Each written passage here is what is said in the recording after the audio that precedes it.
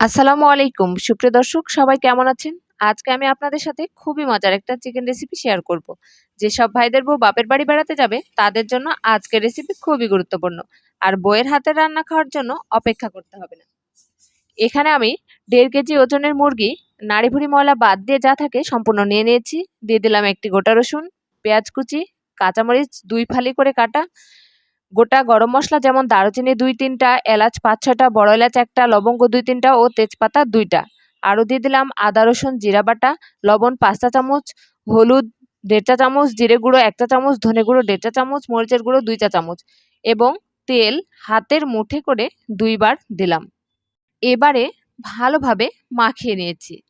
মাখানোর কাজটা হাত দিয়েই করতে হবে। মাখানো হয়ে গেলে এবারে দিয়ে দিলাম খুলনার বিখ্যাত চুই ঝাল। আরও দিলাম টুকরো করে রাখা আলু।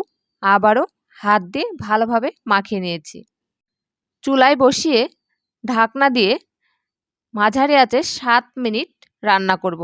ঢাকনা খুলে 3 মিনিট হাই আঁচে রান্না করব। যে পানিটুক বের হয়েছে সেটা যাতে দ্রুত শুকিয়ে যায়। পানি কিছুটা কমে আসলে আবারও ঢাকনা দিয়ে দেব এবং 5 মিনিট ঢাকনা দিয়ে মাঝারি আঁচে রান্না করব। ঢাকনা উঠিয়ে ভালোভাবে কষাতে থাকতে হবে। পানি একেবারে শুকিয়ে গেলে পরিমাণ মতো পানি সিদ্ধর জন্য দিয়ে দিতে হবে। ভালোভাবে মিক্সড করে নিয়ে আবারও ঢাকনা দিয়ে ঢেকে 10 মিনিট মাঝারি টু হাই আঁচে ভালোভাবে সেদ্ধ করে নেব।